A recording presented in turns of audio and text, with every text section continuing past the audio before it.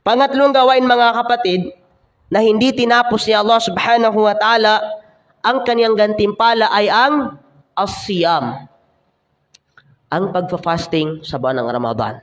Ang sabi ni Allah subhanahu wa ta'ala sa hadisul Qudsi, kullu amali ibni Adam lahu. Lahat ng gawain ng anak ni Adam ay sa kanya. Ibig sabihin, tapos lahat ng gawain natin illa siyam. Maliban lang, sabi ni Allah, sa kanyang fasting. Sa kanyang pag-ayuno sa buwan ng Ramadan.